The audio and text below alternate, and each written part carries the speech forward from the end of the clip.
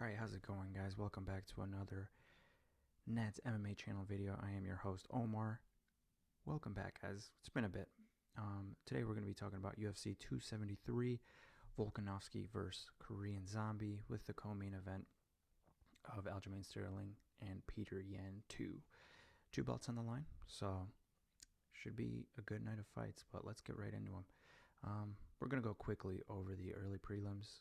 Not much to say about them, but we're going to chop it up real fast. Pejera Rodriguez versus Kay Hansen. Kay Hansen 7-5 on a 2-fight losing streak. Hasn't looked great. Only one win over Frey. I mean, it wasn't that impressive. It wasn't great. Pejera Rodriguez 7-0. Making her UFC debut.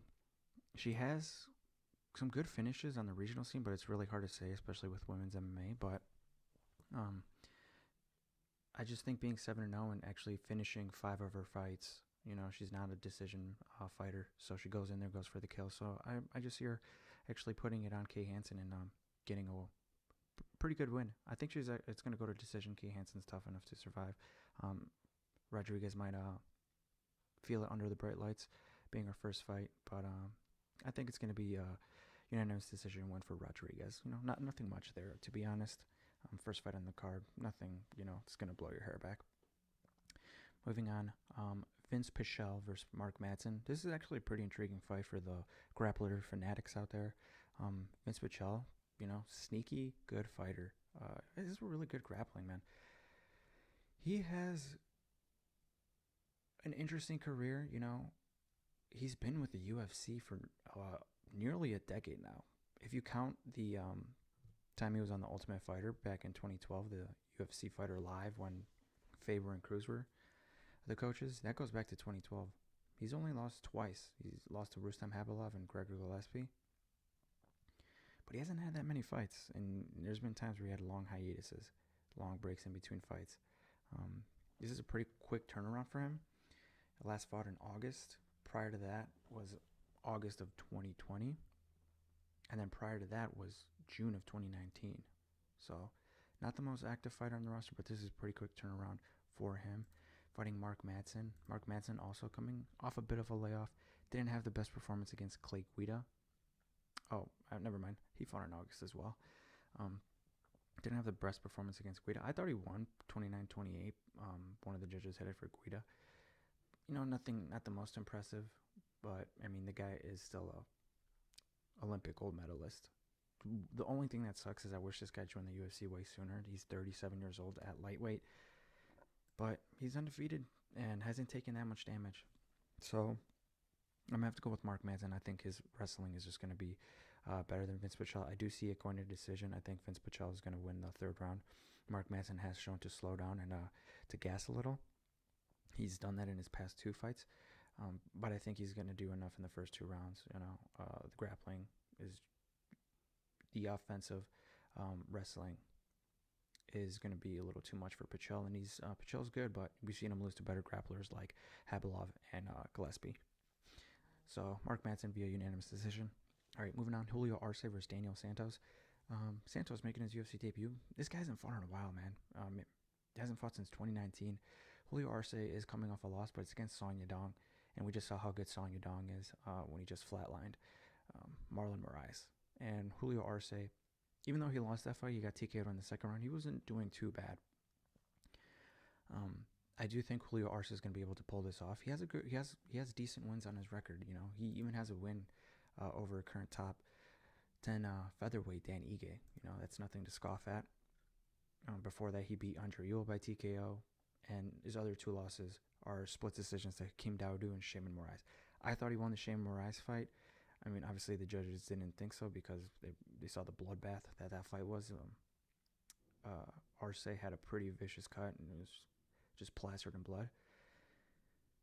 The Hakeem Dawodu fight, not the most impressive fight, but Hakeem Dawodu, that guy's probably going to be top 15 also. Here soon, if he gets another fight.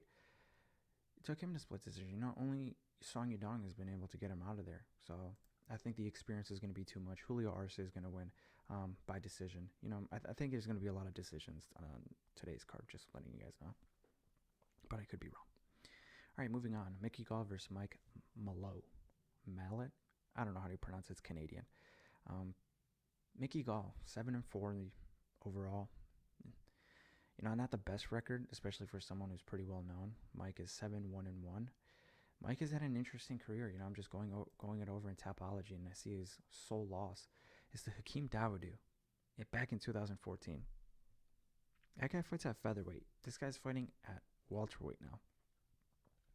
And I looked at his height. I'm like, this guy's 6'1". How the hell did he ever make featherweight? And I saw his Contender Series fight, won by guillotine, super quick. I mean, I guess the time off he had, because he fought Hakeem Dawodu, had one fight nearly a year later, in 2015, and has a year and a half off, fights again in 2017. Then doesn't fight again till 2020. And then another 10 months is on the Contender Series, and he wins. So, I mean, he's a good talent. He fights out of Team Alpha Male, so he's going to have good grappling. So, Mickey Gall's strength is his grappling. His striking has gotten better, but it's not, amazing. I mean, he's coming off a loss against Morono. Before that, Jordan Williams. We've seen Jordan Williams doesn't belong in the UFC. We're going to talk about him later with another fighter. And before that, I lost to Mike Perry. And this is when Mike Perry didn't have a coach. This one he only had his girlfriend in his corner. And Mickey Gall looked like crap. And he also lost to Diego Sanchez. I think Diego Sanchez's last win. So I'm going to have to go with Mike here.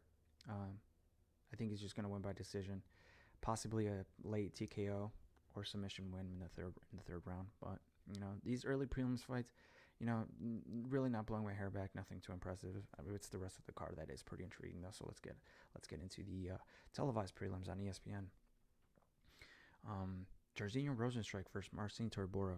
Top 10 heavyweights on the ESPN prelims.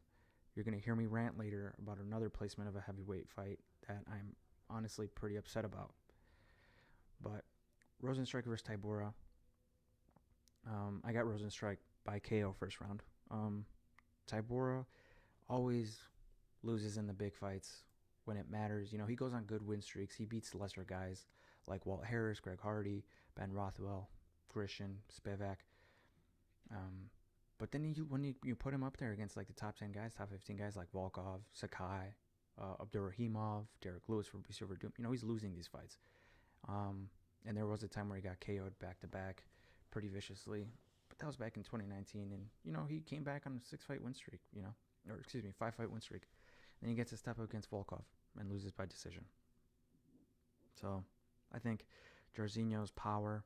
Georginio, even though he's probably not going to beat the top 3 guys in the division, maybe even top 5 guys. Like, he's already has losses to Blades, Surreal, and Francis. But he's going to beat guys like Sakai. He's going to beat guys like Tabora.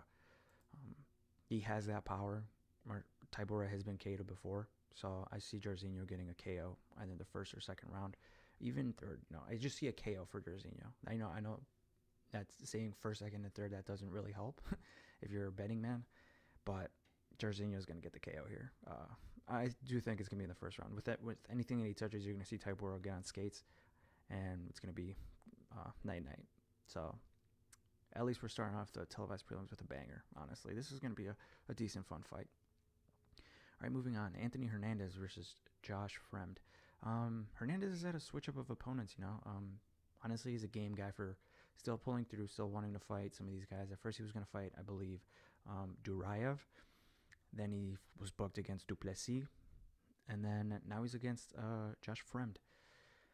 And this is pretty intriguing because Hernandez hasn't fought since his massive upset victory over, what's his name? Over Rodolfo Vieira,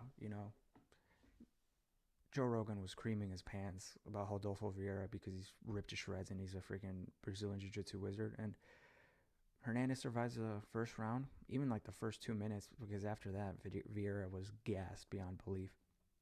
He's just piecing up on the feet and then ends up getting an arm and guillotine in the second round. Biggest upset of the year, in my opinion. But he hasn't fought since then. That was back in February of last year. Josh Fremd, coming in on short notice, just fought in February, won the fight, is on a 2-fight win streak, but has lost to Gregory Rodriguez by TKO. Rodriguez is now in the UFC. He's coming off a split decision loss to Petrosian. You know, so he lost to a guy who is, you know, worthy of being in the UFC and didn't look that great. I am gonna have to go with Hernandez here. I think Hernandez is gonna get a submission win here. Hernandez's jiu-jitsu is underrated. I think Fremd, even though he's a big guy, I think Hernandez has been in the UFC long enough. Still coming high off that big upset that he had. Has been in a full camp, even though he's had a switch up of opponents. Has been in a full camp, so that guy's going to be ready to go. So I'm going to go with Hernandez via submission in the second round. All right, on to the next one. Ian Gary versus Darian Weeks. Ian Gary, man, this guy is getting hyped up like crazy. Just because he's from Ireland, I think. He's getting fed Darian Weeks. Darian Weeks isn't that bad, but I honestly think the UFC is trying to set him up a bit, give him an easier opponent, because he was having a hard time before his win over Jordan Williams. He was getting pieced up a little bit. Nothing crazy. You know, if you see comments in the YouTube section, they were making it way worse than it was. I do think he was feeling the pressure a bit. Williams came to fight that night, but Ian Gary, you know, he is a young, up-and-coming, good talent, you know, and they should really take their time building this guy up. He is a big guy for the division, you know, 6'3" for 170 pounds. Darian Weeks isn't that big. He's coming off a loss against Barberena. Barberena isn't bad. He's a good fighter. But, you know, shouldn't be losing. You know, if you think someone is going to be a contender, you know, you shouldn't be losing to guys like that. And before that, before his Brian Barberena fight, he was having a boxing fight in 2021. You know, that's just bizarre. So it's interesting where his career is. Now he's in the UFC, he's maybe fully dedicated to MMA, but I just don't think he's going to have enough for this to beat Ian Gary, and I think Ian Gary's so young, he's going to improve leaps and bounds. So I do see Ian Gary winning here. I think it's going to be a shutout, 30-27. I don't see Ian Gary getting a finish. But I do think he's going to perform far better than he did compared to his Williams fight, because he was getting pieced up pretty bad. Even though he got the KO, he didn't look good in those first 2.5 minutes. But we'll go with Ian Gary by unanimous decision. All right, Aspen Ladd versus Raquel Pennington. Raquel Pennington coming in on short notice. This was supposed to be Aspen Ladd versus Irene Aldana. Man, I was really looking forward to that. I'm a fan of Aldana. You know, got to represent your Mexicans. Aspen Ladd did not have a good performance her last fight against Norma Dumont. Now, she has been in a full camp here. Raquel Pennington coming in on short notice, but Raquel Pennington, her record is deceiving. She's 13-8, but it's really not that bad. She's been fighting in the UFC, the elite level, since 2014, you know? So, and she's only lost to the best, like Holly Holm twice, JDR, Amanda Nunes, you know? Cream of the crop of the bantamweight division. And you know what? I think she's good enough to beat Aspen Ladd, because Aspen Ladd on the feet is stiff as a board. You know, it's kind of hard to watch, especially watching that as a main event. You're thinking, okay, these are top 10 women in their division, but this is not a good performance. Ladd didn't look good on the feet. I think Raquel Pennington is strong enough to keep it on the feet, and I just see her piecing up Aspen Ladd throughout the duration of the fight. So I'm going to go with Raquel Pennington by decision. It's always good to bet women's fights going to the decision. Shout out to Jack Slack on that one. All right, now onto the main card. We have a rare 6-fight main card, even though it should be a 5-fight main card, because there's a fight on here that doesn't belong. We'll get to it, though. Starting off the fight, it's a banger, actually. Kelvin Gastelum versus Dricus du Plessis. Kelvin Gastelum was supposed to fight Nassourdine Imavov, young cat. Trains at a Cyril Gans gym in France, but sadly he wasn't able to get a visa in time to fight in the States. So Dricus du Plessis steps up. You know, du Plessis kind of been on a tear coming into the UFC. 2 big KOs, you know, over Trevin Giles and Marcus Perez. Look, man, this guy is super awkward, but this guy can crack. Do I think he has the power to put Kelvin Gastelum out? No, I don't think so. Kelvin Gastelum, arguably best chin in MMA, and I do think du Plessis' power and awkwardness is not going to work out well for him. I think Kelvin's going to come out big. He's going to need to come in with that fire that he needs to get a victory. You know, he's coming off a loss. He's losing close fights to these top guys, but they're still losses, you know. He's losing to Cannonier, he's losing to Whitaker. His sole win in his past 6 is Ian Heinisch. Losing to Hermanson, losing to Till by split decision, and putting on a barn burner against Adesanya. I think Kelvin knows this is make or break for him, and I think he's going to come in with the urge to win. So I do think Duplessis' style and the way he backs up is so awkward and kind of does keep his chin in there. I think Kelvin Gastelum's gonna find the mark and get a TKO finish or get a knockdown to a submission. But I do see a finish in the second round. First round's gonna be like super awkward. They're both gonna be very tense and it's gonna be super faint. You know, you're gonna both be. You see a lot of flinching, a lot of coming in and out. It's gonna be pretty funny if you like to watch feints and people biting on feints. But yeah, so Kevin Gastelum, second round finish. All right, Alexei Oleinik versus Jared Vandeira. I'm just gonna say this off the rip. This fight does not belong to me. This fight does not belong on the main card. Both these guys are coming off losses. Vandeira a 2-fight losing streak. Oleinik 3-fight losing streak. They're not even ranked heavyweights, and you have Rosenstrike and Tabora on the fucking prelims. These guys should be on the fucking prelims, and Georginio and Tabora should be on the main card. I don't know why the UFC does this. They're always doing this weird shit, and I don't know why they made it a 6-fight main card. Okay, they give us an extra fight, you know, giving us more bang for our buck for those buying the pay-per-view. But seriously, these guys do not belong on here. But, you know, it's whatever at this point. Oleinik 59-16. Jared Vandeira 12-7. Oleinik's going to get a submission win here. I don't think Vandeira is good at all. I think he has a sole win in the UFC, and I think it was by split decision. And it wasn't that great. I mean, it was actually a fun fight, but, you know, he was getting tagged. He was getting pieced up. So I think Oleinik is going to get the win here. I think he's going to get the submission finish. You know, Vandeira's 12-7. You know, he's not great.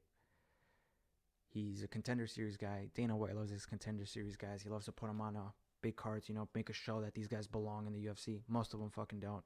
Just because they had a good performance on there, he decides to put them on the main card. So I'm going to go with Oleinik, first round submission win. All right, moving on. Mackenzie Dern versus Tecia Torres. This is an intriguing fight.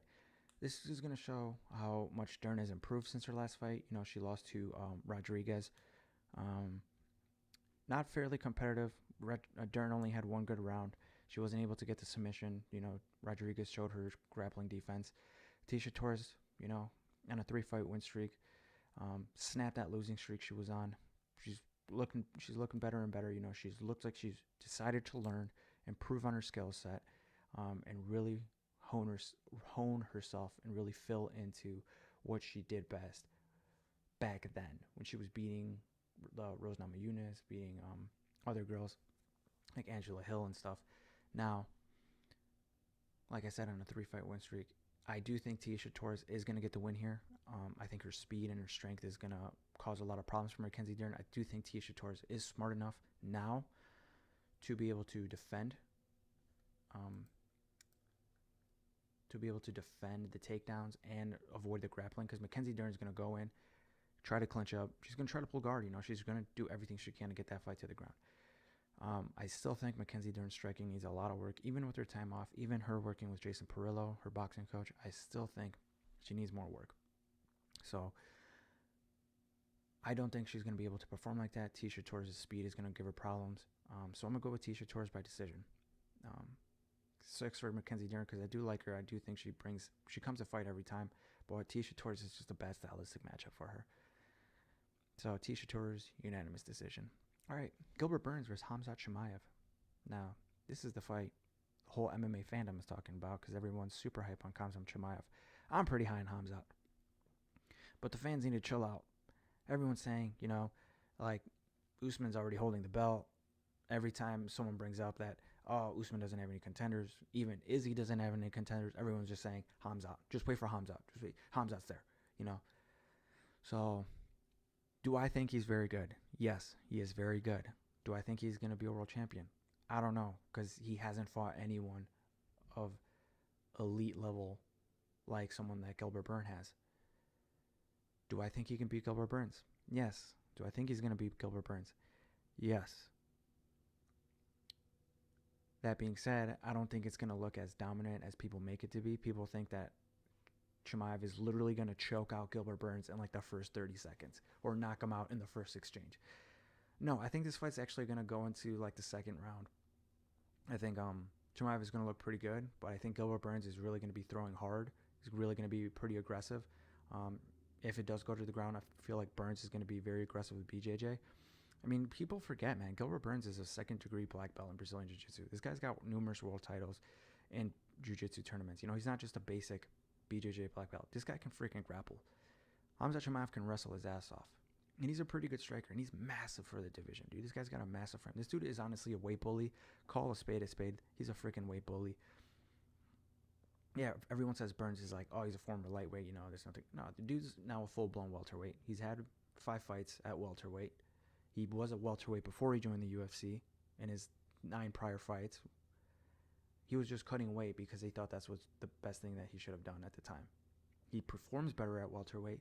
He has a better chin at welterweight, and he's only lost once, and that's the champion Kamaru Usman. I think this fight's going to be pretty competitive for the first round, but I think Shimayev is going to find his range and distance, and he's going to end up rocking Gilbert, and then getting him to the ground, and then beating him up from there, and getting a TKO finish by ground and pound. So Hamza Shimayev by ground and pound finish in the second round. Should be a fun fight, though, as long as it lasts, man. I'm really looking forward to it because I am a big Gilbert Burns fan. I do like Hamza Shimayev, but his fans are unbearable. They need to shut the hell up. They are fucking annoying. Now, Aljamain Sterling, Peter Yan. Peter Yan 2. This is going to be a banger. I can't wait for it. I love Peter Yan. He's one of the fighters I genuinely love to watch fight. This guy, you know, he's a cyborg in there, man. He's the Terminator. He's a Iron Man in Civil War, you know, just learning, downloading information.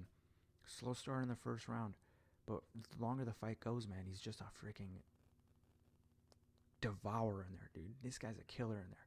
The way he was able to piece up Sanhagen, you know, the first, second round pretty competitive, but after that third, fourth, and fifth, dude, he just stole it away by a long shot. And Peter Yan is that good, man, and I'm happy that he took a fight in between this Aljamain Sterling fight. Aljo hasn't fought since their last fight, and I think it's been over a year. And Aljo's coming off a neck injury. Their first fight was a pretty competitive first round, but I thought Peter Yan won the second, third, and the fourth, and I thought it was going to be a finish in the fifth because Aljamain Sterling was gassed. Aljamain Sterling has gas tank issues. He's always had them. He always slows down after the second round. In every fight that he's been past 2 rounds, he always slows down. He has a cardio issue because he's a fucking giant guy for the division. The dude could possibly be a freaking featherweight. That's how big he is. Peter Yan is an average size bantamweight. But I just see Peter Yan beating Aljamain Sterling again, and I think he's going to do it in the second or third round. I think Peter Yan is going to come with that fire. I know Aljo's going to come with the heat because he's probably sick and tired of everyone talking shit, everyone calling him a fake champ, a phony, the worst champion in UFC history because he won a fight off a disqualification. So you know he's going to come in there with the heat. I don't know how mentally strong he is. I don't know if he's going to come in too personal, you know, come in too emotional, and let that get to his head. But we'll have to see on Fight Night. But stylistically, how they match up, how the first fight went, I just see Peter Yan winning and Peter Yan being active, Aljamain Sterling being off for so long and off of injuries. I just don't see how Aljamain Sterling wins this. I only see him winning by fluke KO. So I'm going to go with Peter Yan by TKO in the second round. All right. Volkanovski, Chan Sung Jung, the Korean Zombie. People aren't really hyped for this fight. I don't think it's that bad of a fight. I think it's actually a pretty good fight.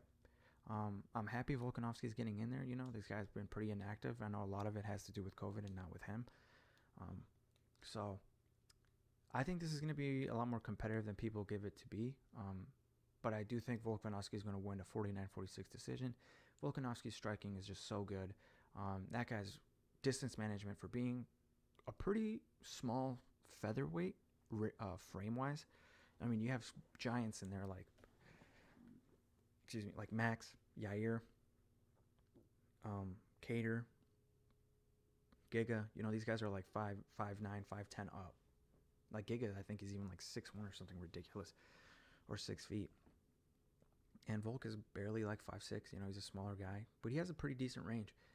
And I think what helped him be so successful against such these bigger guys is because he was a massive dude before. He started his career as a middleweight and then dropped down to featherweight. He's 23-1. His sole loss was super back in the regionals at welterweight. And people argue the second Max Holloway fight. Look, I've rewatched it several times. Volkanovski won. It's as close as a fight gets, but he won that fight. He won rounds 3, 4, and 5. And I think he proved a lot of people wrong in the Brian Ortega fight, surviving that guillotine and triangle in the third round, and even almost finishing Ortega in those last 30 seconds of that fight. He was smashing him, man. Ortega could barely get up. He was so exhausted. It's also in the fourth round. That fight arguably should have been stopped. Brian Ortega's seeing 4 Herb Deans in there with his fingers up. Freaking Ortega's all over the place, doesn't even know where he's at, and they let him fight on. And he had a decent 5th round, but Volkanovski was just literally piecing him up from pillar to post. Other than that guillotine moment and that triangle moment, Volkanovski was in control of that fight the entire time. Chan Sung Jung hasn't fought in a while, man. And he beat Dan Ige. And Dan Ige is coming off a loss against Emmett, so, that win isn't aging that great. 10 months off. Wasn't booked against anyone. I was hoping he would fight Cater. I was hoping he would fight someone in that time, but he hasn't. He's with Cejudo's camp now. Do I think Cejudo's camp is that great? I think it's a little overrated. Yes, I do. Do I think he's going to learn a lot of good stuff? Yes. Do I think he's going to be implemented well in a fight? No, not really. I mean, Chan Sung Jung is not a young fighter. He's 34 years old. He's the older man here. So I think Volkanovski is going to get a pretty clear-cut decision win here, 49-46. I don't think it's going to be fight of the night. I think fight of the night is going to be Burns Shimayev. So, it's probably going to suck a little bit. Not bad. Like, it's just going to suck that the main event wasn't as, explosive as the rest of the card was, because I do think on the main card we're going to have a lot of action. And the Volkanovski-Jung fight is not going to be as great, especially Jung in bigger fights. He really does get hesitant. He doesn't go in that full Korean zombie mode. And he hasn't done that in a while. So I just see Volkanovski piecing him up. But he does have power. I do think he's going to drop Volkanovski, do a flash knockdown or something with an uppercut. But I think Volkanovski is going to be fine. But, it's a pretty easy, clear-cut pick for Volkanovski, I mean, Jung would be a good underdog pick if you want to get that by KO. But is it worth it? I don't know, man. I think putting money on Burns is you'll get more money out of that. You'll get more value, especially once it gets closer. I mean, right now, odds on 529 for the Chimaev Burns fight, it's minus 575 for Chimaev. Burns is plus 425. That is fucking crazy. So I'm sure once the fight gets closer, Burns is going to have a lot of value on him. So I wouldn't mind throwing a little bit of money on Burns. But that's just me. So there you have it, guys. I'm trying to make these shorter. Thank you for sticking around. If you're still here, just give it a like, share it with your friends if you can, please, and subscribe if you haven't. Give me a like, leave a comment if you want me to improve. If you think the volume is too low or too high, any honest feedback would be great. I appreciate your guys' time. So thank you for having me. I hope you have a wonderful day. Stay warm, stay toasty, and bye-bye.